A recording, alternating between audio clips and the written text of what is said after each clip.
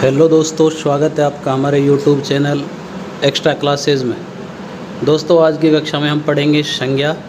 हिंदी व्याकरण का एक प्रकरण संज्ञा हम पढ़ने जा रहे हैं। आज की क्लास में हम पढ़ेंगे संज्ञा की परिभाषा, संज्ञा के भेद, संज्ञा के उदाहरण और अन्य बहुत कुछ। तो साथियों, अगर चैनल पर नए हैं तो चैनल को सब्सक्राइब करें, वीडियो को लाइक और शेयर करें। तो चलिए शुरू करते हैं आज का वीडियो। दोस्तों, हम पढ़ने जा रहे हैं संज्ञा। तो सबसे पहले हम बात करेंगे संज्ञा की परिभाषा की। देखो, जो संज्ञा है उसका जो शाब्दिक अर्थ होता है वो होता है नाम। ये सबसे पहले हमको समझना है कि संज्ञा का शाब्दिक अर्थ क्या होता है, नाम होता है। यानी संज्ञा जो शब्द है इसका यदि हम शाब्दिक अर्थ की बात करें तो ये होता है नाम। ठीक है। परिभाषा की बात करें तो किसी भी व्यक्ति, वस्तु, स्थान अथवा भाव के नाम को संज्ञा कहते हैं। सरल सी परिभाषा है, किसी भी व्यक्ति, वस्तु, स्थान अथवा भाव के नाम को संज्ञा कहते हैं। यानी नाम को, अर्थात सभी नाम पदों को संज्ञा कहा जाता है। किसको कहा जाता है? सभी नाम पदों को संज्ञा कहा जाता है। ठीक है। जैसे नाम पद, जैसे किसी राम, मोहन, ये क्या किसी व्यक्ति के नाम है। ठीक है। व्यक्ति शब्द का अर्थ विस्तृत रूप में यहाँ पर लिया जाता है। ठीक है। व्यक्ति को केवल व्यक्ति नहीं समझे, व्यक्ति का विस्तृत अर्थ होता है। तो जैसे राम, मोहन, लड़का, जयपुर, मित्रता, इन सब को हम क्या कहते हैं? संज्ञा कहते हैं। तो व्यक्ति का विस्तृत अर्थ है। ठीक है ना। स्थान का कोई नाम आ जाए, जैसे यहाँ पर जयपुर लिखा अपन ने, भाव का नाम आ जाए जैसे कोई मित्रता, तो इन सब को हम संज्ञा कहते हैं। तो संज्ञा की परिभाषा आपको बताई, किसी भी व्यक्ति, वस्तु, स्थान अथवा भाव के नाम को संज्ञा कहा जाता है और सभी नाम पदों को संज्ञा कहते हैं। संज्ञा का शाब्दिक अर्थ होता है नाम। ठीक है। तो ये तो हुई संज्ञा की परिभाषा। अब आगे बढ़ते हैं। देखिए दोस्तों, संज्ञा के भेदों की अभी हम बात करें कि जो संज्ञा है उसके भेद कितने होते हैं। तो देखो, संज्ञा के मुख्य रूप से जो भेद हैं वो 3 होते हैं। एक व्यक्तिवाचक संज्ञा, जातिवाचक संज्ञा और भाववाचक संज्ञा। ठीक है। व्यक्तिवाचक, जातिवाचक और भाववाचक संज्ञा, ये संज्ञा के मुख्य रूप से 3 भेद होते हैं। लेकिन जो जातिवाचक संज्ञा है उसके 2 उपभेद किए जाते हैं, एक द्रव्यवाचक संज्ञा और समूहवाचक संज्ञा। अब बात तो ये है कि जो संज्ञा है उसके पहले हम 5 भेद पढ़ते थे कुल मिलाकर के, व्यक्तिवाचक संज्ञा, जातिवाचक संज्ञा, भाववाचक संज्ञा, द्रव्यवाचक संज्ञा और समूहवाचक संज्ञा। इस प्रकार से हम 5 भेद पढ़ा करते थे। लेकिन वास्तव में जो द्रव्यवाचक संज्ञा है और जो समूहवाचक संज्ञा, ये दोनों संज्ञाएं हैं जो जातिवाचक के अंतर्गत ही इनको हम पढ़ते हैं। तो इस प्रकार से 5 की बजाय मुख्य रूप से संज्ञा के 3 भेद होते हैं, व्यक्तिवाचक, जातिवाचक और भाववाचक संज्ञा। ठीक है। और जातिवाचक के अंतर्गत इन दोनों भेदों को हम पढ़ेंगे, द्रव्यवाचक संज्ञा को भी और समूहवाचक संज्ञा को भी। ठीक है। तो देखिए आगे बढ़ते हैं हम। सबसे पहले बात करते हैं हम व्यक्तिवाचक संज्ञा। संज्ञा का पहला भेद नाम है व्यक्तिवाचक संज्ञा। तो देखो, व्यक्ति का अर्थ विस्तृत रूप में यहाँ पर अपन को ले रहा है। ठीक है। किसी व्यक्ति विशेष, स्थान विशेष या वस्तु विशेष के नाम का बोध कराने वाले शब्दों को व्यक्तिवाचक संज्ञा कहते हैं। किसी व्यक्ति विशेष, इसको ध्यान रखना है, सभी का नहीं, केवल व्यक्ति विशेष का, या सभी स्थानों का नहीं, केवल स्थान विशेष का, और सभी वस्तुओं का नहीं, केवल विशेष वस्तु यानी वस्तु विशेष का बोध, इनके नाम का जो बोध कराने वाले शब्द होते हैं उनको हम व्यक्तिवाचक संज्ञा कहते हैं। कहने का मतलब व्यक्ति विशेष, स्थान विशेष, किसी वस्तु विशेष, ये सारे के सारे मैंने आपको बताया कि व्यक्ति जो है ना यहाँ पर विस्तृत रूप में इसका अर्थ लिया जाता है। तो व्यक्ति विशेष, स्थान विशेष और वस्तु विशेष के नाम का बोध कराने वाले शब्दों को हम क्या कहते हैं? व्यक्तिवाचक संज्ञा कहते हैं। जैसे राम, मोहन, गंगा, यमुना। अब यमुना नदी है, ठीक है, लेकिन व्यक्तिवाचक में ही आती है। वो समझना कि व्यक्ति ही का नाम ही व्यक्तिवाचक है, नहीं, व्यक्ति का अर्थ विस्तृत रूप में अपन को ग्रहण करना है। तो भारत, राजस्थान आदि, इन सभी को, ये सब उदाहरण है व्यक्तिवाचक संज्ञा के। देखो, व्यक्तिवाचक संज्ञा को अपन आगे पढ़ेंगे तो व्यक्तिवाचक संज्ञा किसको कहेंगे, किस किस के नाम को हम व्यक्तिवाचक संज्ञा कह सकते हैं। जैसे व्यक्तियों का नाम देखो, अब व्यक्तियों का नाम जैसे राम, मोहन, गीता, मनीषा, ये सब क्या हैं? ये सब के सब हैं व्यक्तिवाचक संज्ञा। दिशाओं का यदि नाम कहीं पर आ जाए तो वो भी व्यक्तिवाचक संज्ञा, जैसे पूर्व, पश्चिम, उत्तर, दक्षिण, दिशाओं का नाम है तो व्यक्तिवाचक संज्ञा है। देशों का कोई नाम, किसी देश का नाम आ जाए, भारत, नेपाल, जापान, ये भी क्या हो गया, ये भी व्यक्तिवाचक संज्ञा है।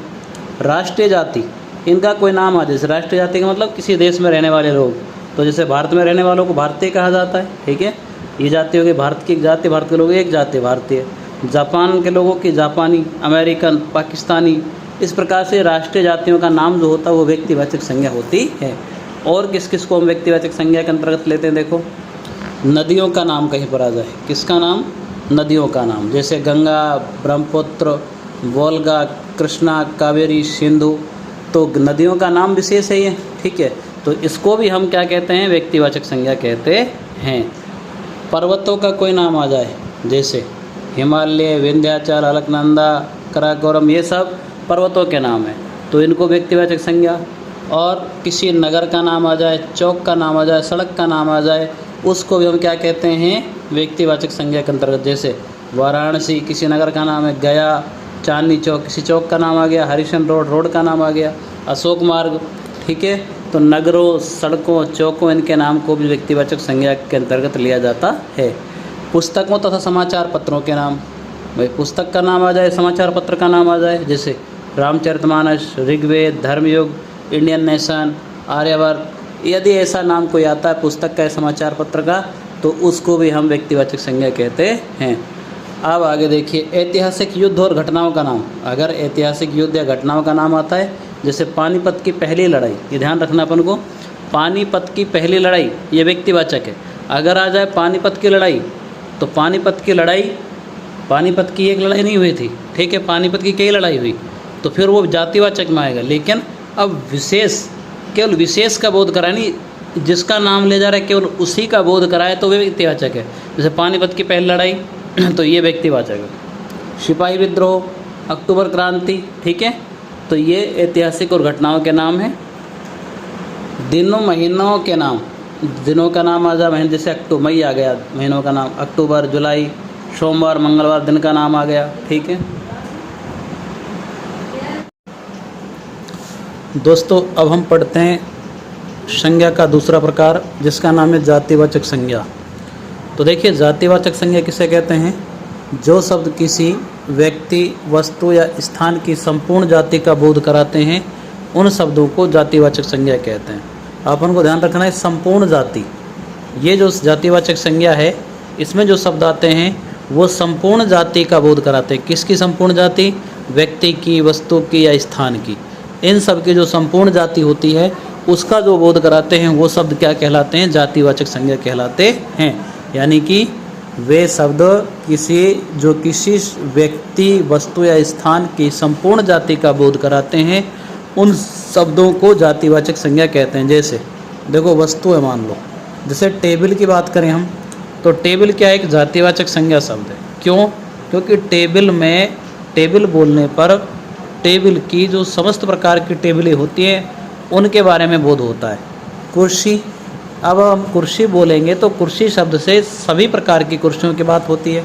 ऐसे मोबाइल, टीवी, कंप्यूटर, पुस्तक, जैसे पुस्तक है, पुस्तक अपन ने बोला तो सभी पुस्तकों के बारे में इससे अपन को बोध होता है। अब उसमें पुस्तक कोई सी भी हो सकती है, ऐसे बाइक, कार, ट्रक आदि। स्थान की बात करें तो जैसे गांव, अब गांव जब शब्द बोलेंगे तो ये सभी गांवों के लिए प्रयुक्त होता है, ठीक है। ऐसे स्कूल सभी के लिए। शहर, शहर शब्द सभी शहरों की जो जाति है, जो सभी शहर हैं उनके बारे में बोध कराता है। ऐसे बगीचे से सभी बगीचों के बारे में, नदी से सभी नदी के बारे में। अगर मान लो अपन कहें गंगा, तब तो वो व्यक्तिवाचक है, क्योंकि वो एक ही नदी का बोध कराती है, जिसके लिए, जिसका नाम गंगा है उसी का बोध कराती है। लेकिन अगर हम बात करें नदी, तो इसमें सभी नदियाँ आती हैं। ऐसे हिमालय, अब प्राणी, हिमालय जो शब्द देखो, हिमालय का विभाजन हम करते हैं, विच्छेद करते हैं, तो हिम प्लस आल यानी बर्फ़ के घर। अब ऐसे बहुत सारे पहाड़ जिन पर बर्फ़ होती है, इसलिए इसको हिमालय को यहाँ पर उदाहरण दिया गया है। नहीं तो इसको हम व्यक्तिवाचक में भी ले जा सकते थे, वहाँ भी इसका प्रयोग, जब हम एक हिमालय के बारे में बात करते हैं तो वहाँ इसका प्रयोग होता है। प्राणी, अब प्राणी से जैसे लड़का हम बात करें, लड़का शब्द से सभी लड़के, जो संपूर्ण लड़का जाति है उसका बोध होता है। लड़की से सभी लड़कियों की जो जितनी भी लड़कियाँ उन सब के बारे में बोध होता है। ऐसे ही आदमी से जानवर, पशु अपन का पशु तो सभी पशु उसमें आ जाते हैं, पक्षी बोला तो सभी पक्षी उसमें आते हैं, गाय तो सभी प्रकार की गाय उसमें आती हैं। तो इस प्रकार से वस्तु, स्थान और प्राणी की संपूर्ण जाति का जो शब्द बोध कराते हैं उनको हम जातिवाचक संज्ञा कहते हैं। जैसे उदाहरण के लिए कोई वाक्य आ गया, बच्चे खिलौनों से खेल रहे हैं। बच्चे शब्द जो आया ये जातिवाचक, क्योंकि इसमें सभी बच्चों के बारे में बात हो, अर्थात ये बच्चा जो शब्द है सभी बच्चों के बाद जो बच्चों की जाति है उसके बारे में बोध कराता है। मनुष्य सबसे पुरानी प्रजातियों में से एक है। अब मनुष्य ये भी एक जाति है, ठीक है, इसमें सभी मनुष्य आते हैं। आजकल शहरों की संख्या तेज़ी से बढ़ रही है, जनसंख्या, तो शहर जो है ये क्या है, इसमें सभी शहर आ जाते हैं। तो इस प्रकार से ये हुई जातिवाचक संज्ञा। क्या हुई? जातिवाचक संज्ञा। अब जातिवाचक जो संज्ञा है उस जातिवाचक संज्ञा में कौन कौन आते हैं, देखिए ध्यान रखना है अपन को कि जैसे संबंधियों के नाम, व्यवसायों, पदों और कार्यों के नाम, जैसे अपन कहें भाई भाई, पिता, दादा, ये सब क्या है, संबंधी अपने, तो ये जातिवाचक संज्ञा है, इसका ध्यान रखना है। क्योंकि जैसे भाई अपन ने बोला तो भाई से सभी भाइयों के बारे में वो संपूर्ण भाई जो है उनके बोध कराता। ऐसे ही पिता, दादा, कारीगर, बैंक कर्मी क्या है, ये व्यवसाय है। जुलाहा, दुकानदार, धोबी, प्रोफेसर क्या हो गया, पद हो गया, ठीक है। दानी, ठग, ये सब जातिवाचक संज्ञा के उदाहरण हैं। जैसे पशु पक्षियों के नाम आ गए, जैसे कुत्ता आ गया, तो पशु पक्षियों के नाम जो भी आएंगे उन सब को हम जातिवाचक संज्ञा कहते हैं। जैसे कुत्ता, अब कुत्ता जो शब्द हो संपूर्ण कुत्ता प्रजाति की बोध कराता है। घोड़ा भी इसी प्रकार, हाथी, गाय, चीता, बाघ, कौवा, मोर, कबूतर, कोयल, बाज, ये सब क्या है, पशु पक्षी हैं, पशु पक्षी हैं। तो इसलिए इन सभी पशु पक्षियों को भी जातिवाचक संज्ञा माना जाता है। जैसे वस्तुओं के नाम आ गए कुछ, मान लो जैसे पेन, मेज, कुर्सी, प्लेट, पुस्तक, इन सब को भी हम जातिवाचक संज्ञा कहते हैं। महत्वपूर्ण बात, प्राकृतिक तत्वों के नाम, जैसे आंधी, चक्रवात, ये प्राकृतिक तत्वों की बजाय हम इसको घटना कहते हैं। प्राकृतिक जो घटनाएं हैं उन सभी के जो नाम है वो भी जातिवाचक संज्ञा में आते हैं। जैसे यहाँ तक तो ये पुस्तक बता दी। प्राकृतिक घटनाओं के नाम जैसे आंधी, चक्रवात, बिजली, वर्षा, सूखा, सुनामी, तूफान, भूकंप, इन सब को हम कहते हैं जातिवाचक संज्ञा शब्द, ठीक है। तो संज्ञा, जातिवाचक संज्ञा अभी हमने पढ़ा। तो ये हुई संज्ञा का दूसरा भेद, जातिवाचक संज्ञा, ठीक है। अब हम संज्ञा के तीसरे भेद यानी भाववाचक संज्ञा पर आते हैं। तो देखो, भाव, जो शब्द किसी चीज़ या पदार्थ की अवस्था, दशा या भाव का बोध कराते हैं उन शब्दों को भाववाचक संज्ञा कहते हैं। यानी कोई भी पदार्थ या कोई वस्तु है, कुछ भी है, उसके अगर कोई अवस्था का, दशा का या भाव का कोई बोध कराता है। अब चीज़ यहाँ पर व्यक्ति भी हम कह सकते हैं, व्यक्ति को भी यहाँ पर ले सकते हैं, क्योंकि व्यक्ति का भी भाव हो सकता है, उसका भी कोई भाव का बोध कराएगा तो भाववाचक संज्ञा है, ठीक है। किसी भी व्यक्ति के, वस्तु के, पदार्थ के अवस्था है, दशा है या भाव उसका बोध कराते हैं, उन शब्दों को हम भाववाचक संज्ञा कहते हैं। जैसे बचपन, अब बचपन क्या है, ये बचपन भाव है। बचपन क्या हो गया, एक अवस्था है, तो अवस्था किस में आएगी, भाववाचक संज्ञा में। बुढ़ापा भी क्या अवस्था है, तो ये भी भाववाचक संज्ञा में। मोटापा भी एक अवस्था है या एक विकृति इसको हम कहते हैं, वो है, तो ये भी क्या भाव में आएगी। मिठास, उमंग, चढ़ाई, थकावट, मानवता, चतुराई, जवानी, लंबाई, मित्रता, मुस्कुराहट भी क्या एक भाव है। अपनापन भी भाव है, परायापन भाव है, भूख, प्यास, ये सब, इन को हम क्या कहते हैं, भाववाचक संज्ञा कहते हैं। यानी कि जो शब्द किसी व्यक्ति या वस्तु या पदार्थ की दशा का, अवस्था का या भाव का बोध कराते हैं उनको हम भाववाचक संज्ञा कहते हैं। उदाहरण के लिए जैसे कोई वाक्य दे दे अपन, ईमानदारी व्यक्ति का आभूषण है। ईमानदारी क्या है, एक भाव है, ठीक है। तो ये भाववाचक संज्ञा हुई। सैनिकों के हृदय में देशभक्ति कूट कूट कर भरी होती है। जैसे देशभक्ति, ये देशभक्ति क्या हो गया, भाव हो गया, देशभक्ति का भाव, तो भाववाचक संज्ञा। व्यक्ति का बुढ़ापा उसे लाचार बना देता है, बुढ़ापा क्या होता है, भाववाचक संज्ञा हो गई। अवस्था है तो भाववाचक संज्ञा हो गई। सावन में चारों ओर हरियाली छा जाती है, हरियाली क्या है, ये भाव है, ये एक दशा है, मौसम की दशा है हरियाली, ठीक है। तो ये भी भाववाचक संज्ञा हो गई।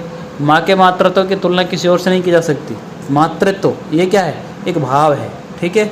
तो ये भाववाचक संज्ञा हो गई। आगे बढ़ते हैं, देखिए बहुत महत्वपूर्ण संज्ञा, भाववाचक संज्ञा महत्वपूर्ण संज्ञा है, प्रश्न यहाँ से पूछे जाते हैं। तो अब हम बात करते हैं भाववाचक संज्ञा किस किस प्रकार से हम बना सकते हैं, यानी भाववाचक संज्ञा का निर्माण कैसे कैसे होता है।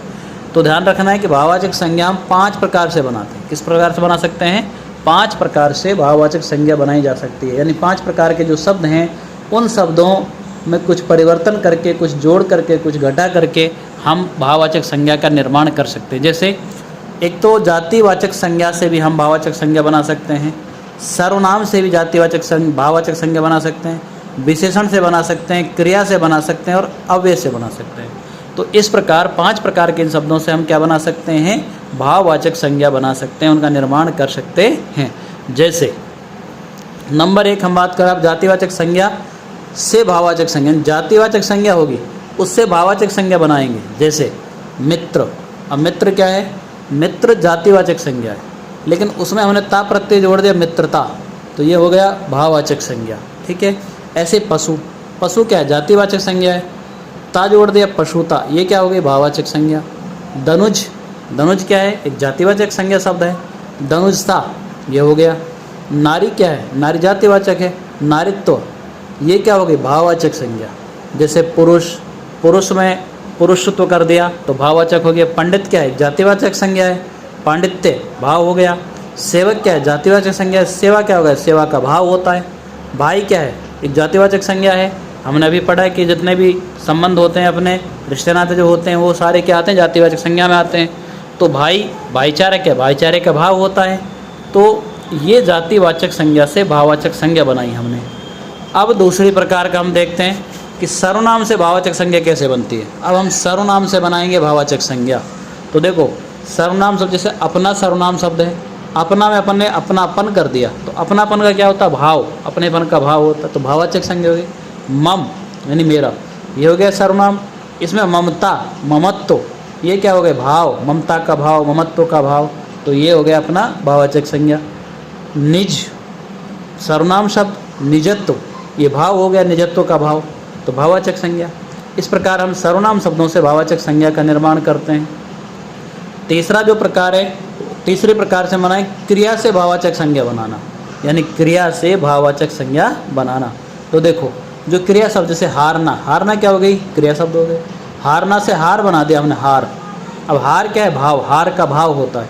उतरना क्रिया है, उतार भाव है। ठीक है, तो भाववाचक संज्ञा हो गई। बचना क्या, बचना क्रिया है और बचाव का भाव, तो ये भाववाचक संज्ञा हो गई। सूझना क्रिया है, सुझाव ये भाववाचक संज्ञा हो गई। धोना क्रिया है, धुलाई, धुलाई का भाव हो गया, भाववाचक संज्ञा हो गई। हंसना ये क्रिया है, हंसी भाव, भाववाचक संज्ञा हो गई। सजना क्रिया है, सजावट भाव हो गया, तो भाववाचक संज्ञा।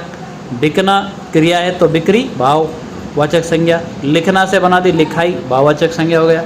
उड़ना, उड़ना क्या है, क्रिया है, उड़ान क्या है, भाव है। ठीक है, तो यहाँ पर ये जो इसमें नुक्ता लग रहा है इसको नहीं लगाना। तो ये हो गया क्रिया से भाववाचक संज्ञा बनाना। अब चौथी प्रकार हम समझेंगे विशेषण से भाववाचक संज्ञा बनाना।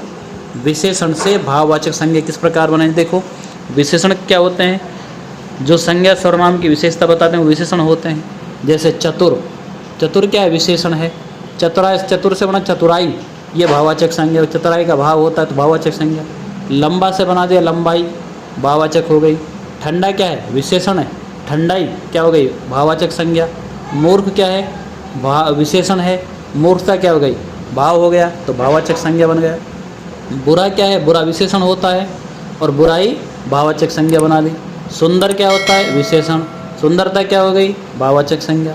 मीठा क्या है, मीठा हो गया भाव विशेषण, और मिठास क्या हो गया, मिठास का भाव, तो क्या हो गया, भाववाचक संज्ञा। मधुर क्या है, मधुर हो गई विशेषण, और मधुरता क्या हो गई, भाववाचक संज्ञा हो गई। ठीक है, तो इस प्रकार से ऊंचा, ऊंचाई क्या है, विशेषण है, ऊंचाई क्या है, भाववाचक संज्ञा है। तो इस प्रकार से हम विशेषण से भाववाचक संज्ञा का निर्माण कर सकते हैं। अब देखिए पांचवा अपना अव्ययों से भाववाचक संज्ञा बनाना। अव्यय यानी जो अविकारी शब्द होते हैं, अविकारी शब्द होते हैं अव्यय, तो उनसे हम भाववाचक संज्ञा का निर्माण करेंगे। जैसे तेज, तेज अव्यय है, तेजी भाववाचक संज्ञा हो गया। शीघ्र, शीघ्रता, शीघ्रता क्या हो गया, भाववाचक संज्ञा। निकट अव्यय है, निकटता भाववाचक संज्ञा बन गई।